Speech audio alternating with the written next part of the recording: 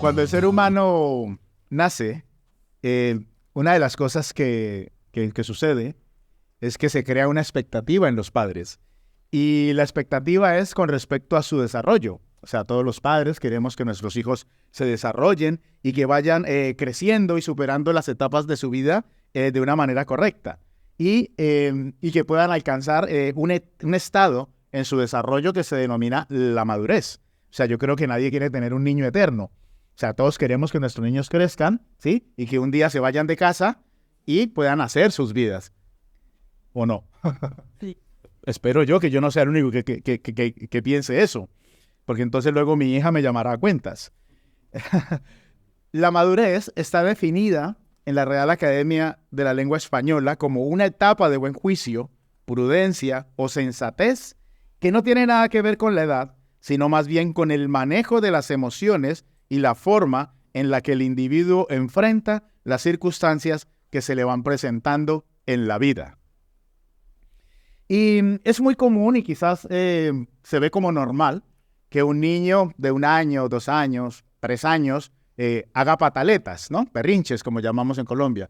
Entonces eso se ve como normal y bueno, el padre se avergüenza, pero dice, bueno, es un niño. Pero, ¿qué pasa cuando uno ve a un adolescente o a un adulto hacer una pataleta? Eso ya como que impacta, ¿no? Eso es algo que te impacta de tal manera que dices, pero, o sea, esto no es normal. En un niño quizás es normal, pero en un adulto no. Y en ese desconcierto que nos causa es cuando nosotros escuchamos expresiones como no actúe de esa forma, que usted ya está muy viejo o está muy vieja. Yo no sé si algún día le han dicho o usted lo ha dicho o lo ha escuchado. O te dicen, yo creo que ya es hora de que empieces a madurar. Deja de actuar de esa forma. Es interesante que una de las características más significativas que tiene la inmadurez de una persona es la distorsión de su visión, lo cual no le permite ver su realidad. Y es por eso que no actúan conforme a la posición o a la edad o al estado en que se encuentran. Por ejemplo, los casados, una vez se casan, quieren vivir vida de soltero. Eso es inmadurez. Usted ya está casado, usted ya no puede vivir vida de soltero. Los mayores se quieren sentir jóvenes y entonces me voy a poner ropa de joven, ¿sí? Me voy a ir con los pantalones hasta aquí abajo, como van los jóvenes por allí, ¿sí? Porque me quiero sentir joven o empiezo a hacer cosas que los jóvenes hacen. Empiezo a frecuentar, a irme a la reunión de los jóvenes, a salir con los jóvenes. Yo con 55 años, pues yo no pinto mucho con los jóvenes, pero me voy a hacer... O sea, eso también es parte de la inmadurez. Y los niños quieren hacer cosas de los adolescentes. Y los adolescentes de mayores. Entonces vemos que la humanidad tiene una distorsión equivocada de su posición. Y así como en lo natural es necesario que nosotros maduremos, en lo espiritual también necesitamos madurar. Y esto es muy importante porque usted y yo hemos recibido una posición en Cristo. Usted es un hijo de Dios. Usted ha sido santificado, usted ha sido apartado por Jesucristo con un propósito. Y es triste y es frustrante cuando uno ve personas que por estar en esa inmadurez espiritual no están viviendo en esa posición como apartados de Dios. Y la gracia que recibieron de Jesucristo la han desechado y por lo tanto no viven para glorificar el nombre de Dios. Es triste y es frustrante cuando uno se encuentra hermanos en la fe que están actuando como niños. Por esta razón, en los capítulos 1 y 2 de la primera carta de Corintios, Pablo viene confrontando a la iglesia sobre las discusiones y las divisiones que se han originado por causa del afecto que ellos tenían hacia los líderes. Y hoy queremos continuar con el capítulo 3, en esta serie que hemos titulado Por su gracia y para su gloria. Y vamos a ver 3 aspectos que deben estar presentes en un creyente que ha alcanzado la madurez en Cristo. Sí, lo vamos a tener en la pantalla. Perfecto. El primer punto o el primer aspecto es que un creyente maduro tiene una visión clara sobre quiénes son los líderes. Acompáñeme, capítulo 3, primera carta de Corintios, versículos del 1 al 5. Así que yo, hermanos, no pude hablaros como a espirituales, sino como a carnales, como a niños en Cristo. Os di a beber leche, no alimento sólido, porque todavía no podíais recibirlo. En verdad, ni aún ahora podéis, porque todavía sois carnales.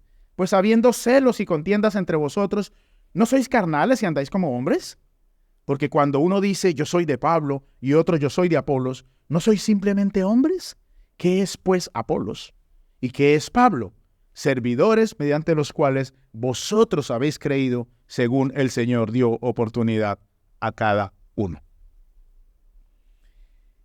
Es interesante que cuando termina el capítulo 2, la semana pasada, el pastor Oscar nos estuvo hablando de que Pablo resaltó la existencia de dos clases de personas: los carnales o no creyentes y los espirituales y los creyentes.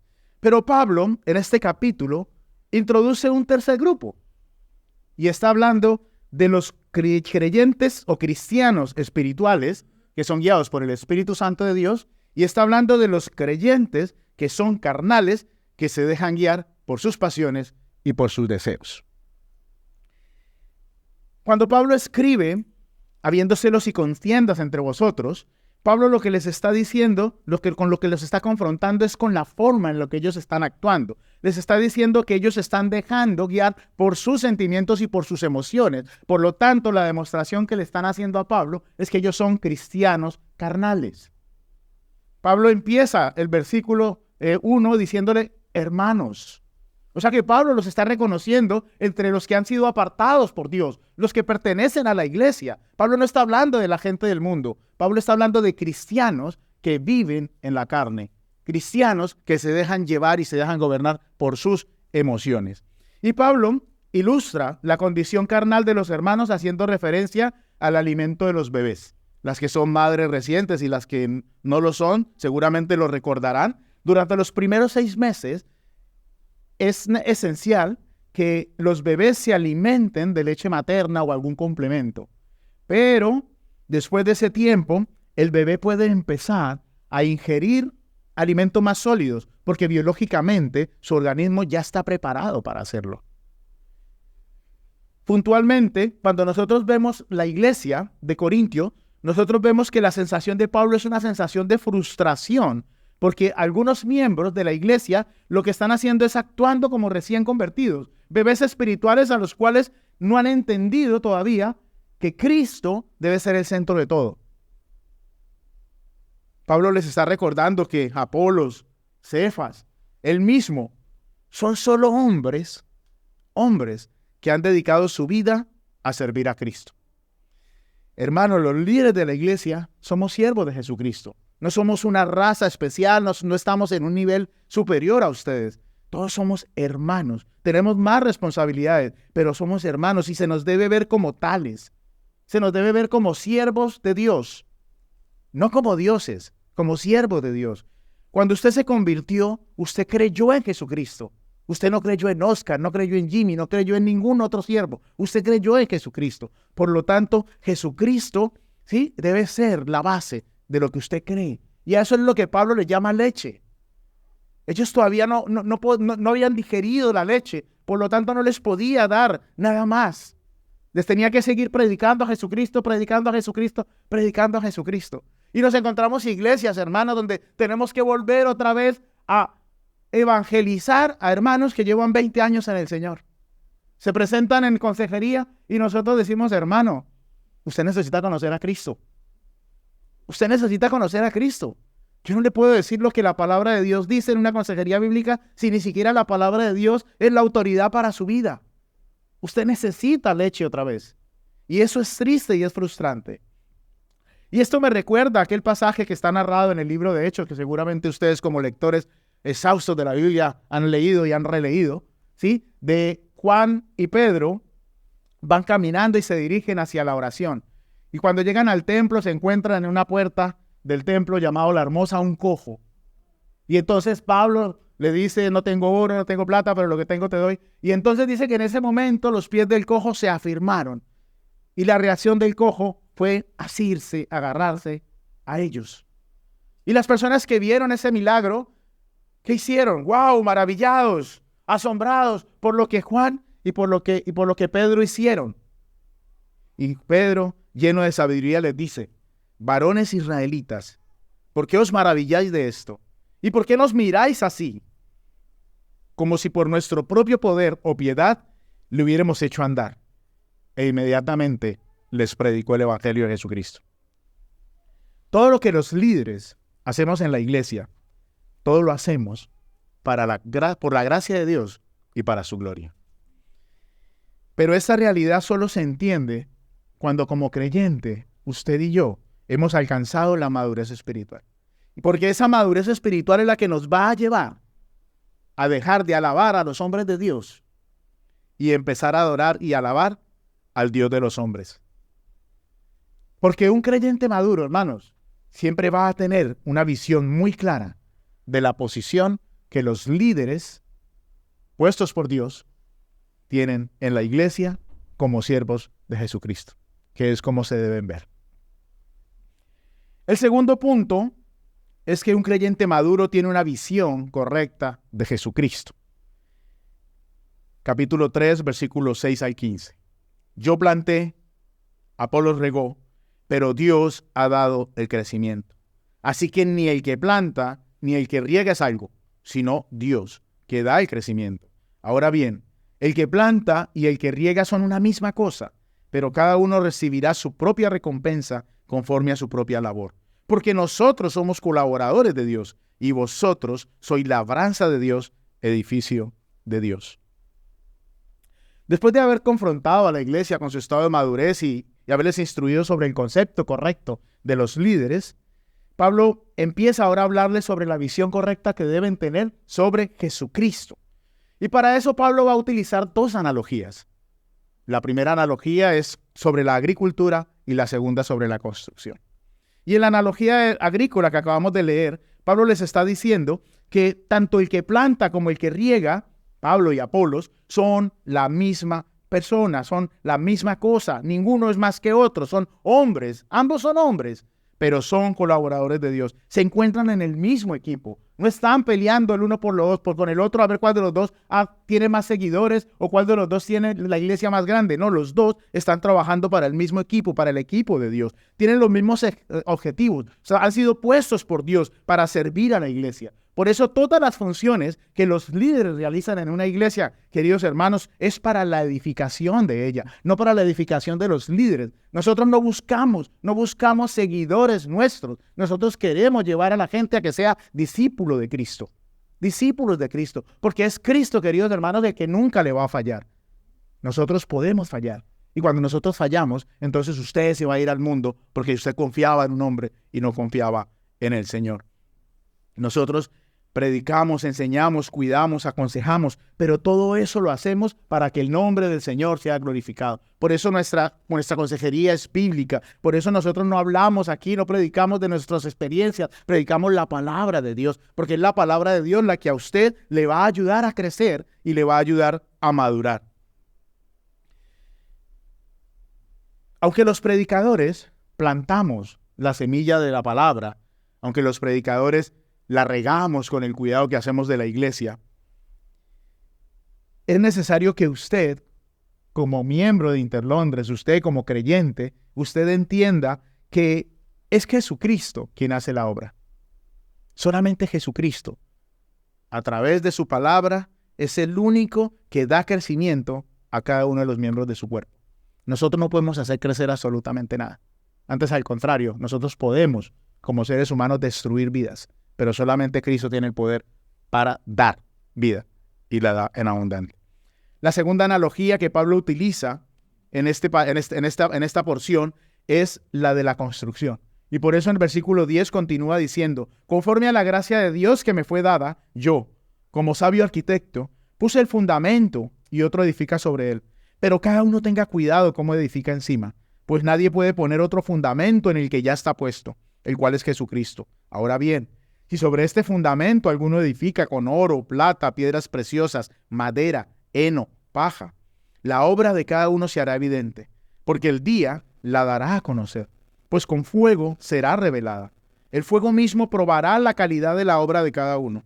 Si permanece la obra de alguno que ha edificado sobre el fundamento, recibirá recompensa. Si la obra de alguno es consumida por el fuego, sufrirá pérdida. Sin embargo, él será salvo, aunque así como por el fuego. Es interesante que la segunda analogía Pablo la inicia declarando que es por la gracia de Dios que Él hace las cosas. Conforme a la gracia de Dios que me fue dada, yo, como sabio arquitecto, puse el fundamento y otro edifica en él. Pablo estuvo 18 meses predicando y poniendo el fundamento en esa iglesia, lo cual lo dice el capítulo 18 del libro de los Hechos. 18 meses trabajando arduamente con esa iglesia. Y el único fundamento que se puede poner es la persona y la obra de Jesucristo. No hay absolutamente otro. Y se pone ese fundamento con el fin de que los líderes de las iglesias construyan sobre él y no construyan sobre otro. Por eso Pablo hace énfasis en tener cuidado lo que se está construyendo sobre ese fundamento. Sin lugar a duda, Dios pone personas en nuestras vidas. Y esas personas Él las va a usar en nuestro favor, porque Él quiere que la iglesia crezca sana. Pero en algunas iglesias se crea una dependencia de los miembros hacia los pastores, hacia los líderes, a tal punto que las ovejas están cimentadas sobre el fundamento y sobre leyes de los hombres y no sobre la palabra de Dios. Y esto, queridos hermanos, es un peligro porque los líderes que le quieren digitar la vida a las ovejas, que les quieren decir cómo tienen que caminar, con quién se tienen que juntar, con quién tienen que... O sea, las personas, ese tipo de líderes, lo único que están intentando hacer es hacer discípulos para sí mismos. Para sí mismos. Y nosotros tenemos que tener discernimiento para saber hacia dónde nos están llevando los pastores, hacia dónde nos están llevando los líderes de la iglesia. Eso es importante, hermanos, eso es algo que lo tiene que hacer usted. Dios no va a venir en sueños y le va a revelar, no, usted lo tiene que ver. Y usted lo ve conforme a lo que la palabra de Dios dice. Si lo que se le está predicando, si lo que se le está enseñando, hacia donde lo están llevando, no es hacer discípulo de Cristo, queridos hermanos, usted está en un problema. En un problema. Porque este tipo de modelo está hablando de sujeción a los hombres en lugar de sujeción a Cristo. Y lo único que consigue este modelo es una iglesia llena de niños. O sea, bebés espirituales. Donde no hay ningún tipo de madurez. Y, hermano, en esa iglesia jamás va a haber crecimiento. Ese tipo de iglesias jamás le va a permitir a usted crecer. Porque usted va a vivir toda la vida dependiendo del pastor. Dependiendo del pastor. Pastor, ¿será que me compro este carro? Pastor, ¿será que esta mujer me conviene? Pastor, ¿será que...? No, hermanos, usted puede pedir una consejería, pero usted no puede depender. No puede depender del pastor para todo. Es curioso que en este tipo de iglesias, aunque la gente a veces es consciente de lo que está pasando, la gente no se va de la iglesia. Porque no ha madurado lo suficiente para tomar decisiones. Y esa dependencia de los líderes le obliga a quedarse, porque ve su futuro incierto fuera de ese líder. Es curioso que tanto en Corinto como en nuestros días haya inclinación a tener y buscar seguidores. Yo no sé si alguien conoce lo que es Facebook, Instagram. A lo mejor yo soy el único que tengo red social, TikTok y todas estas cosas. Bueno, yo no tengo TikTok, no tengo tiempo para eso, pero los que tienen seguramente lo sabrán. El número de personas que una persona tiene que le siguen, o sea, le da un estatus de poder y de grandeza. Y yo conozco personas que todos los días están mirando cuántos seguidores tengo. Ay, me subió un seguidor en un mes. Bueno. Porque, o sea, o he escuchado expresiones, bueno, sí, yo tengo una red social, pero a mí nadie me sigue. O sea, como que si en eso estuviese nuestra identidad. Pero eso es una de las causas por las cuales en esta cultura, hermanos, nosotros vemos a personas que idolatran líderes, que idolatran siervos de Dios. Y quizás todo esto está fomentado por un problema o una necesidad que tenemos los seres humanos, y es de percibir físicamente. O sea, si yo no veo, es un poco complicado. Entonces, como no vemos a Dios, entonces intentamos buscar un reemplazo y entonces ponemos nuestra mirada en ese líder. Ponemos nuestra mirada en los ladrillos de la edificación en lugar de poner nuestra mirada en el fundamento que es Jesucristo. La iglesia se puede edificar correctamente o se puede edificar neciamente sobre cualquier cosa. Y por eso vemos iglesias como están. Usted puede edificar la iglesia sobre el liderazgo, iglesias que profesan el dinero, sobre la fama. Entonces yo voy a tal iglesia porque ahí esa es la iglesia de tal predicador, entonces allí como que va a haber más unción. La puede edificar sobre falsas doctrinas. Se puede edificar una iglesia sobre falsas doctrinas y falsas enseñanzas. De hecho las hay. Pero hermanos, Pablo dice que en el día de juicio toda obra va a ser probada. Toda obra. La obra que haya sido edificada sobre el fundamento de Cristo permanecerá. Y no solo permanecerá, sino que vamos a tener recompensa por ella. Pero aquella obra que ha sido construida o ha sido edificada sobre otro fundamento, dice que va a ser consumida por el fuego de la prueba. Porque solamente lo que es de Dios va a permanecer. Absolutamente todo. Hermano, las cosas del mundo pasan. Todas son vanas, pasajeras, todo pasa. Y lo único que va a permanecer para siempre es lo que usted construya en Dios. Como creyentes maduros, hermanos, la invitación de Pablo en esta mañana es a que nosotros tengamos una correcta visión de quién es Cristo. ¿Quién es Cristo en su vida? ¿Quién es Cristo en su vida? O sea, tómese la leche. Una vez usted entienda que Cristo es el fundamento, una vez que usted entiende cuál es la posición de los líderes en la iglesia, hermanos, usted ya está preparado para recibir el fundamento o la comida sólida. Nuestro llamado como creyentes es a edificar toda nuestra vida, porque nosotros somos la iglesia sobre Cristo. El tercer punto es que un creyente maduro se regocija en Cristo. Continúa Pablo, versículos 16 al 17. Perdón, al 23. ¿No sabéis que sois templo de Dios y que el Espíritu de Dios habita en vosotros? Y si alguno destruye el templo de Dios, Dios lo destruirá a él, porque el templo de Dios es santo, y eso es lo que vosotros sois. Nadie os engañe a sí mismo. Si alguno de vosotros se cree sabio según este mundo, hágase necio, a fin de llegar a ser sabio. Porque la sabiduría de este mundo es necedad ante Dios, pues escrito está: Él es el que prende a los sabios en su propia astucia. Y también el Señor conoce los razonamientos de los sabios, los cuales son inútiles.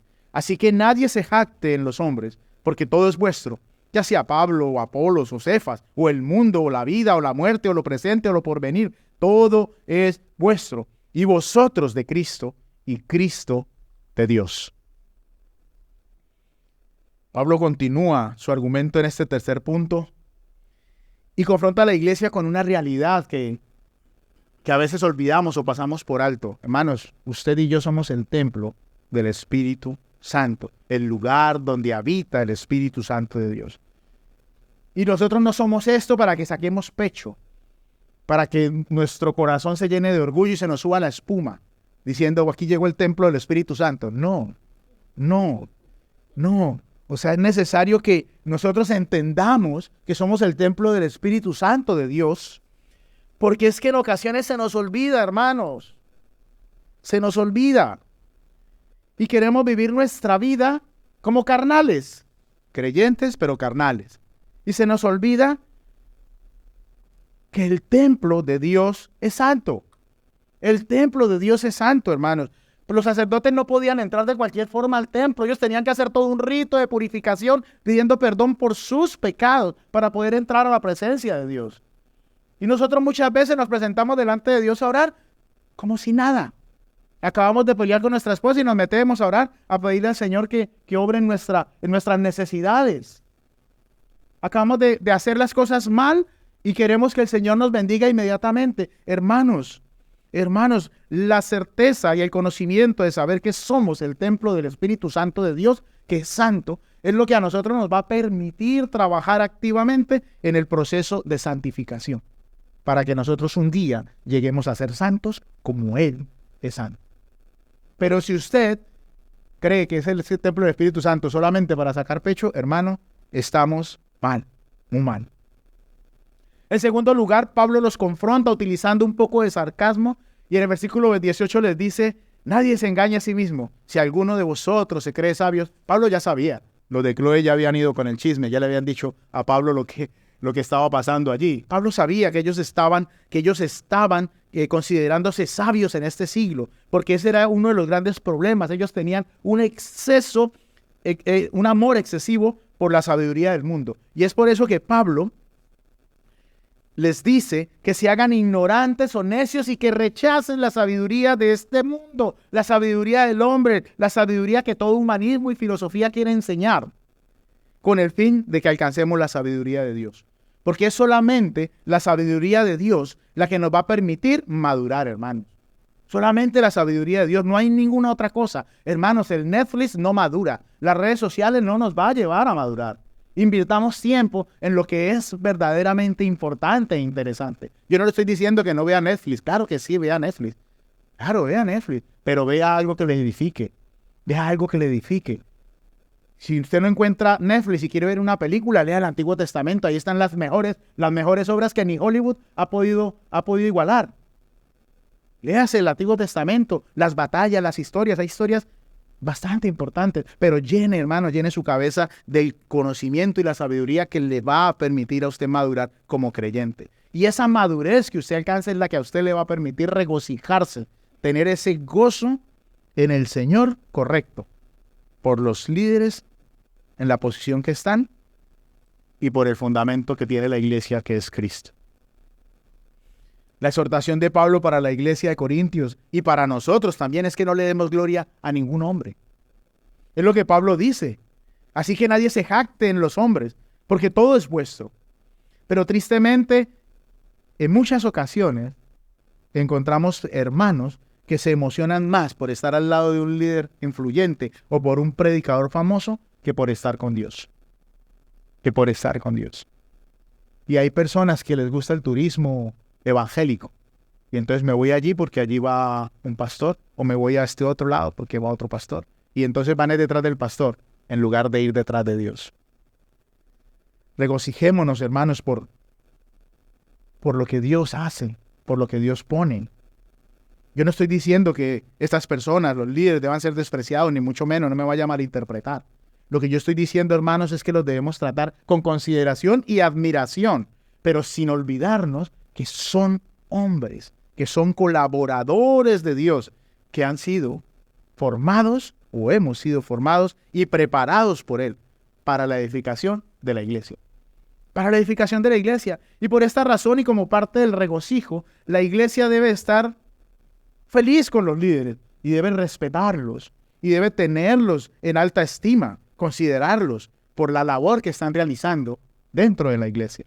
Como dice 1 de Tesalonicenses 5, someternos a la autoridad del líder, del pastor, siempre y cuando esa autoridad se ejerza bajo la voluntad de Dios. Siempre y cuando esa autoridad me lleve a hacer lo que Dios dice que yo debo hacer. Que podamos imitar la conducta piadosa de los pastores y los líderes y sobre todo que podamos orar por ellos constantemente para que ellos puedan con fidelidad cumplir la labor que el mismo Jesucristo les ha encomendado. Hermano, todo le pertenece a Dios. Y cuando uno dice todo, este término no excluye absolutamente alguna cosa. O sea, las incluye todas. Por lo tanto, hermanos, como iglesia del Señor, nosotros le pertenecemos a Él.